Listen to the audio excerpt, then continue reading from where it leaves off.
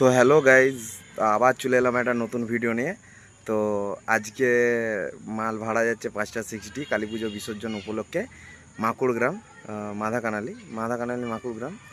আর বন্ধুরা, একটা খারাপ খবর আছে যে ভাড়াটা একটা ক্যান্সেল হয়ে যায় কার্তিক পুজোর।